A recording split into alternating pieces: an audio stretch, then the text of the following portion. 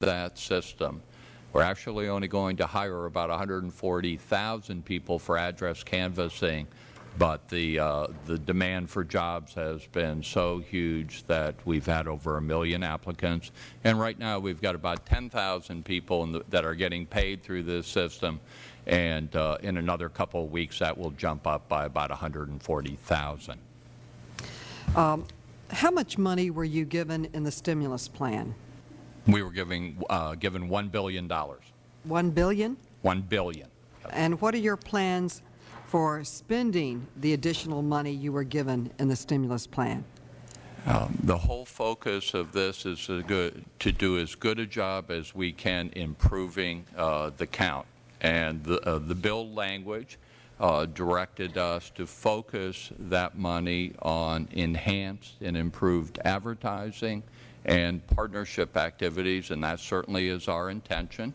We also hope to invest additional monies in our coverage follow-up operation, adding about another $1 million to the workload, and then the remainder of the funds would be there to support key 2010 activities.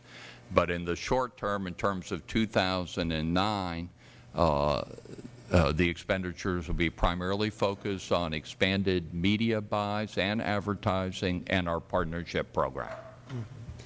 And with the remaining money to make other choices, what is your basis for making these choices? Do you have an analysis of what needs to be done or other areas that you need help and support to make a more accurate census? Our criteria have been to focus on those activities that will contribute the most to the census. And actually, we've provided a plan to the Office of Management and Budget in terms of what our focus is, and we're awaiting their response at this point. Okay. Thank you very much, and my time is expanded, is no longer. I've used up my time. Thank you. Thank you for all your hard work. Ms. Maloney, I now go to the gentleman from Utah, Mr. Chaffetz, for 5 minutes. Thank you, Mr. Chairman. Mr. Messenberg, you're a career civil servant, correct? Yes, I am. With more than adequate funding, do you believe the Bureau has the talent and capability to oversee a professionally implemented and successful 2010 census? I do. I'd like your opinion as the Census Bureau professional on an important matter. You're currently operating without a presidentially appointed Senate-confirmed director, correct? That's true. Do you believe the Bureau has the talent and expertise to continue planning for and implementing a successful 2010 census without a presidentially appointed Senate-confirmed director? Well, I'm doing 2 jobs at this point, and I guess what I see my job is right now is to continue to execute the plans to conduct a successful 2010 census. I have no ambitions to be permanent director of the Census Bureau, but my job is to keep that train moving down the track, so when we do get a Census Bureau director, we're in a better place than we were, before. But do you believe that the Bureau has the talent and expertise currently in place right now to execute? I believe we have the talent to keep the train moving down the track. I'm not going to take a position whether we should have a director or not have a director. We've always had a director, and I think a director would be useful for us. As you know, the results of the 2010 census are used for apportionment, redistricting at all levels of government, and the allocation of federal funds. All of this is correct, right? That's true. So in your opinion, is it better to conduct a census that is free from political influence, or do you think politicians should be telling you how to do your job? Well, the Census Bureau, in my 36 years, we've always acted, we've made decisions, technical decisions and program decisions on the technical merits of the issues. We have not made decisions based on any kind of political pressure. That's been my experience over 36 years. In the census is based on the Constitution, correct? That's true. Do you recall which article or whatnot? That's right. Embarrassing to say, not. Article 1 of the Constitution deals with the powers of Congress, the legislative branch of our government, correct? True. So regarding anything having to do with the conduct of the census, it should be the Congress that has the authority and jurisdiction. Do you agree? Well, you're getting me into territory I'm not a skilled, I'm not an expert on. It's clear the Congress has a responsibility to oversee our operations. Yes, I would agree with that. How will the Bureau protect the integrity of the census from outright fraud? I'm sorry, Just outright fraud. What protectors are in place to make sure that that doesn't happen? We have a whole series of quality control operations that we have in place that check the operation. So, for example, when we start address canvass, well, I'll give you a better example. Right now, we are about 90% done with the large block enumeration, and after that, now we've started to send QC people, other enumerators out to check the quality of that work. And that is the test. Every operation that we do will have a QC operation attached to it. And that is going to be, that will be one check. Another check in terms of housing unit counts and person counts will be our POP estimates program that makes most of those. That's another quality check that we have. So if you have an enumerator who fraudulently fills out data and then submits these facts, do you believe there's a check and a balance in place? I do believe that we have a check in place that will identify that problem. Yeah. What is it to keep somebody who gets the form in the mail and then knowingly fills it out incorrectly? I mean, grossly incorrectly. How do we deal with that? Well, there'll be some additional checks against some administrative record information that we have access to, but that's going to be very, very difficult to catch every one of those if a person added an extra individual in the process. But we will do some re-interviewing there. So if it's systematic on the part of a enumerator, then we would catch it. Thank you, Mr. Chairman. Thank you, Mr. Chapin. Mr. Messenborg, let's go back to the operational control system. The OCS is the brains of the whole system of the field operations. When will end-to-end testing for the OCS be in place? Okay.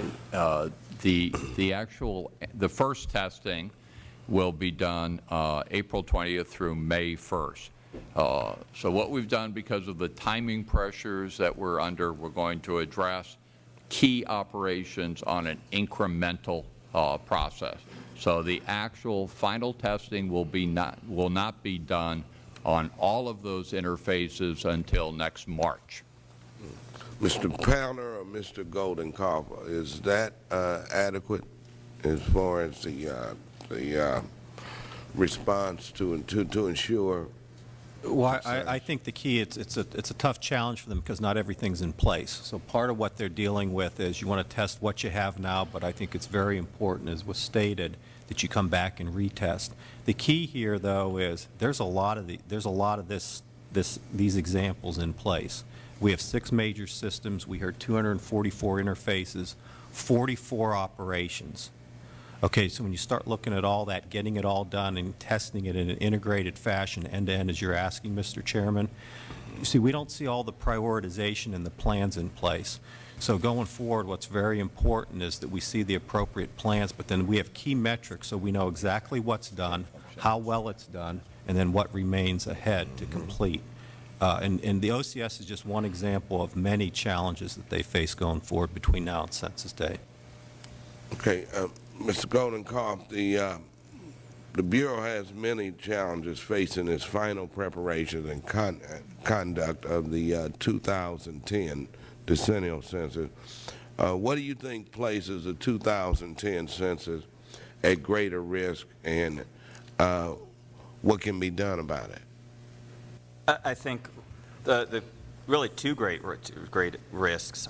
One, time is running out, and two, the lack of testing of key operations. So as was already stated here today, the Bureau needs to prioritize what it can do, what it can't do, figure out where, within all those different operations and activities that haven't been tested, where the Bureau is most vulnerable, and secondly, make sure everything stays on track. A third area is perhaps more marketing and promotion, because the non-response, or the response rate rather, is key to success. Address canvassing is set to begin nationwide within a few weeks. The Bureau never was able to carry out an end-to-end test of the new handheld devices with all other procedures in the field. How prepared is the Bureau to conduct address canvassing, and how can the Bureau be confident that everything will work as the Bureau hopes without having tested it all? Well, I think that's, the Bureau does not know what it doesn't know because, again, the lack of testing. They had the operational field test in Fayetteville, North Carolina, and what that demonstrated was that under the conditions in Fayetteville, North Carolina, the handhelds functioned well. The problems that we had seen in earlier tests did not reemerge. The problem is that, obviously, the country does not all look like Fayetteville, North Carolina. You have urban areas, you have more rural areas, and so the question is, how will those handhelds perform, for example, in an area with lots of skyscrapers? Will they be able to lock on to a satellite signal? Will they be able to transmit data? And that's what nobody really knows. It is a big question mark. Should we be worried about the census being conducted on time? I think that it will, it come April 1st, forms will go out by law if they need to. The question is really accuracy and quality of the census, accuracy and cost rather. That's really what it comes down to. Key operations, they will get done. They need to get done. It's just a question of how much will things cost and how good will the results be. Okay. At the end of the day, the data need to be delivered to the President come December 31st, 2010. So whether they need to compress operations or speed things up at some point, they are under the gun. And so things will happen on time. It's just a question of cost and accuracy. Sure. Thank you. When the Census, Mr. Powner, when the Census Bureau provided comments on the GAO's report, it stated that it was putting much more focus on testing new things for 2010 and not testing things that have worked before. What is GAO's assessment of the Bureau's comment? We would not agree with that. It's important, clearly it's important to test new things, but if you have old things that are critical and you change software and hardware associated with that, that needs to be tested. And that was really the focus of our report. It's really based on a prioritization. So the prioritization might be new things, but it could very well be older things also. Thank you for that response, and I will recognize the gentleman from Georgia, Mr. Westmoreland, for 5 minutes. Thank you, Mr. Chairman. And just following up on some of the comments that the gentleman from Utah had, Mr. Morsenberg, what quality controls are you going to have on these enumerators? We, gentleman from Utah questioned about them filling out the forms wrong, but what kind of quality controls do you have on these enumerators? Okay, every major operation we have a QC activity related to that. So we'll actually go take a sample of the enumerations, and we'll have a different person go back and attempt to collect that same data, and that provides us a clear signal in terms of the quality. If there are issues related to a specific interview, we call that operation a re-interview operation to identify problems. If we identify a problem, then we will zero in on that enumerator and then do a 100% check of all of their work. But every operation we do, we're going to have a QC step built into it to check the quality of it. Okay, and let's say that you do correctly identify an enumerator, what kind of corrective actions could be taken?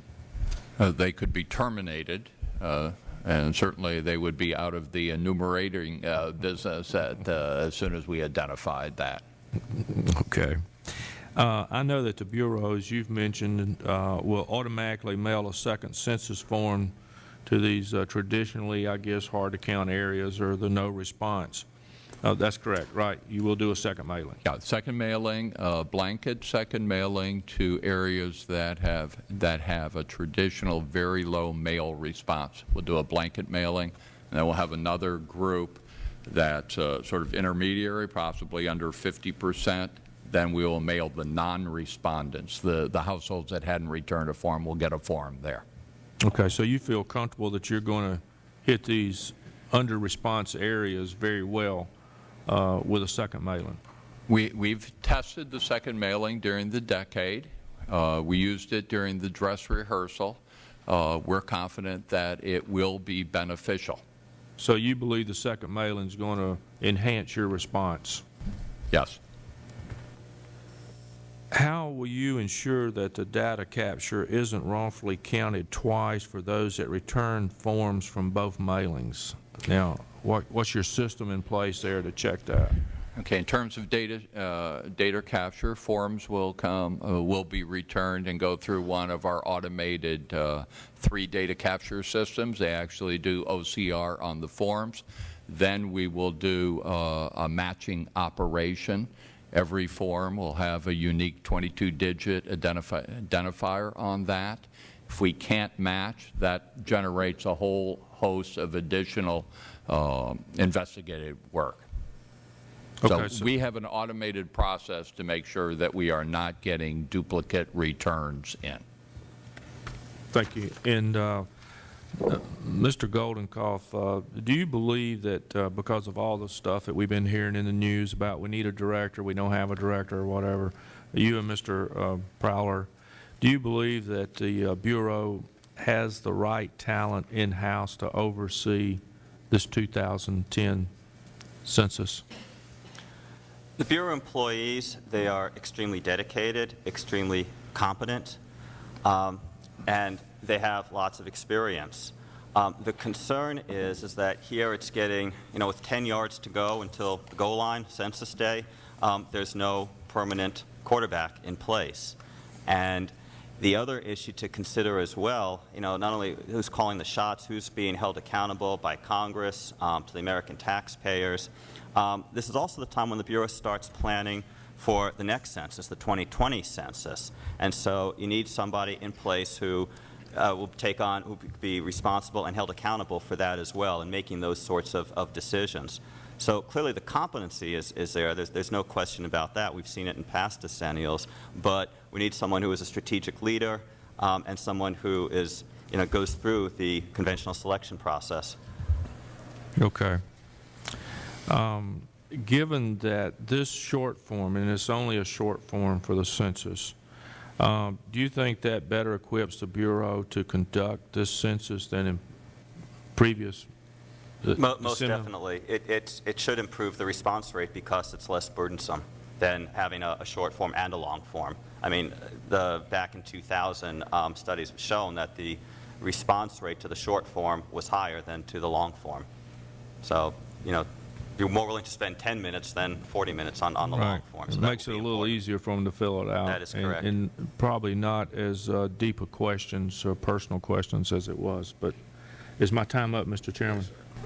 Yes, sir. Thank you, Mr. Westmore. I recognize the gentleman from Utah for 5 minutes. Thank you, Mr. Chairman. Mr. Pounder, do you believe that there's enough talent to oversee and conduct the 2000 census? From a technology point of view, and for 2020, the Census Bureau needs more IT talent on board, clearly.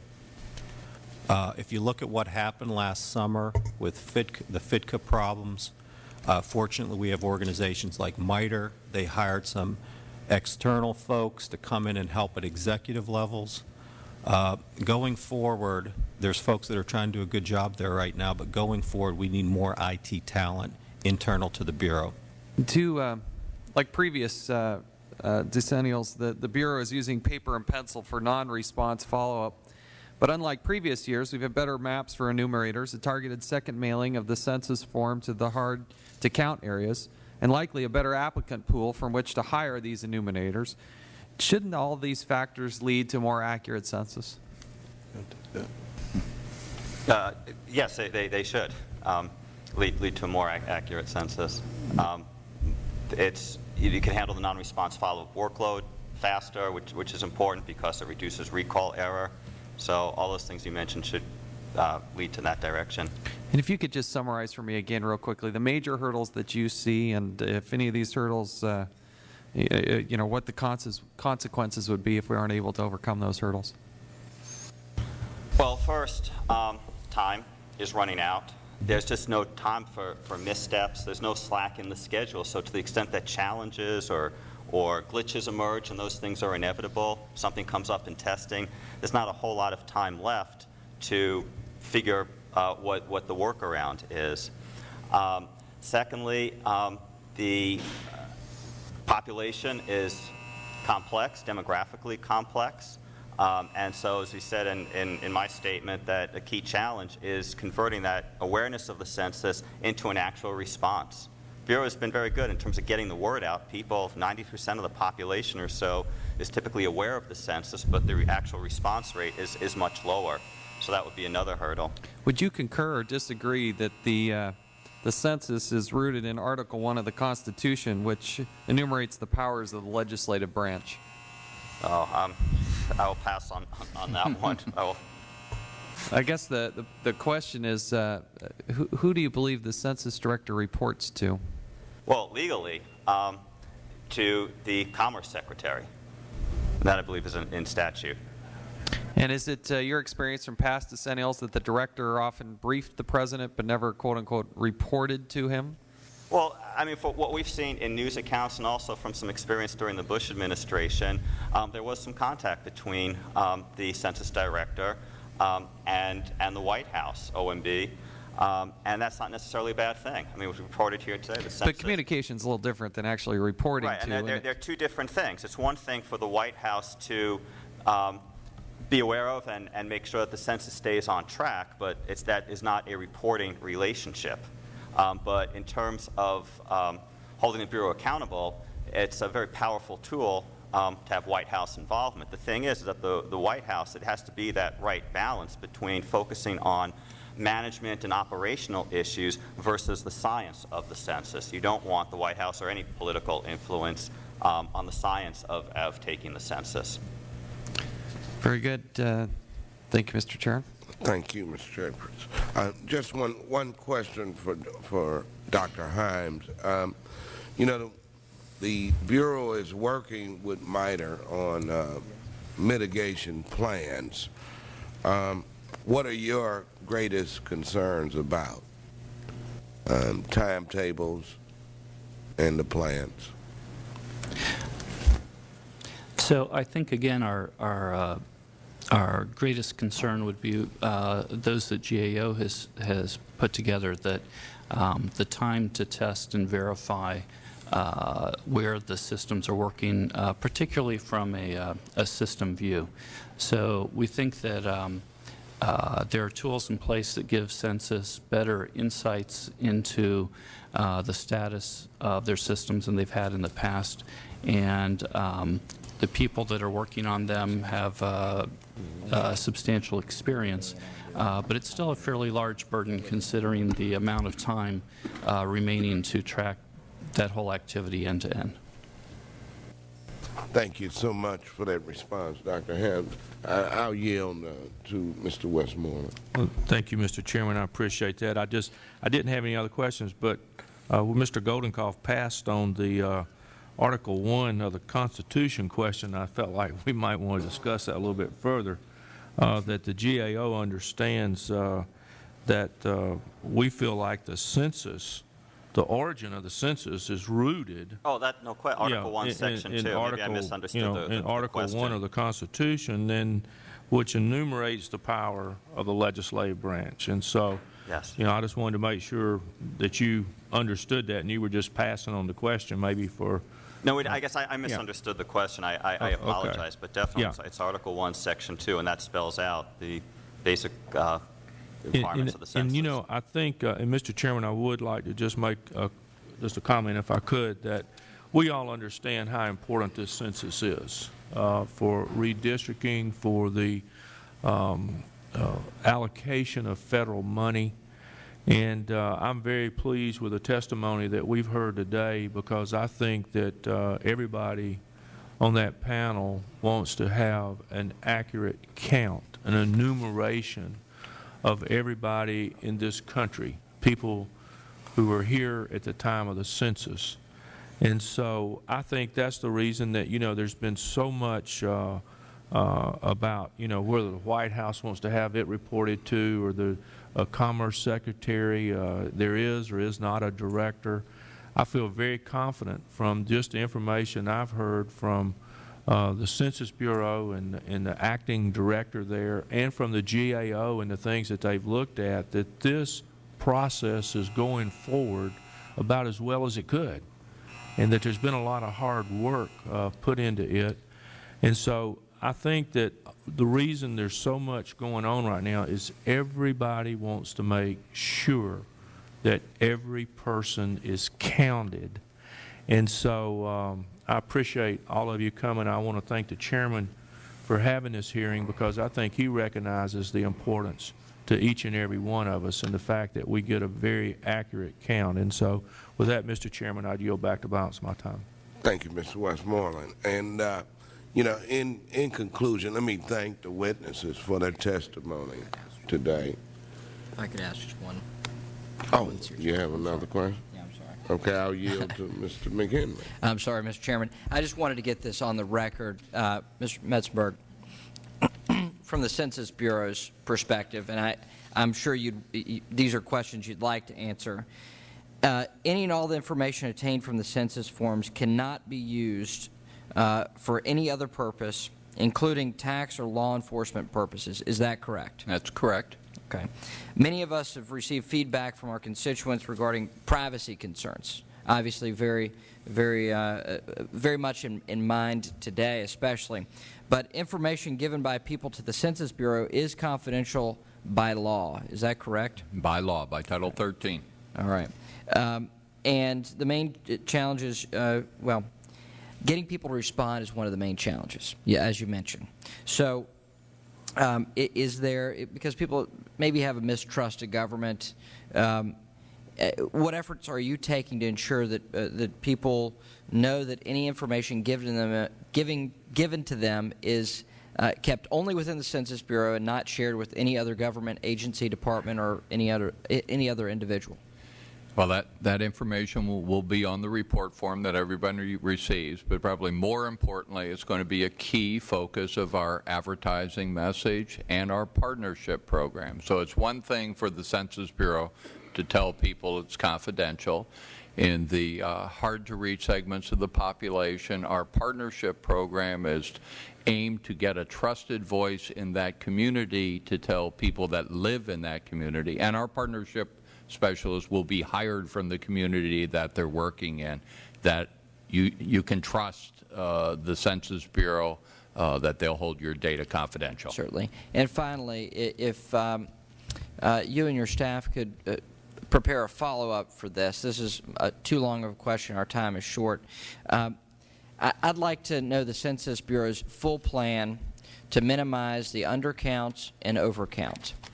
And I know you already have plans in place, but if we could receive that, I think that would be important for committee members to hear the full breadth and depth of your plan, and so we can also see ways that we can engage other stakeholders.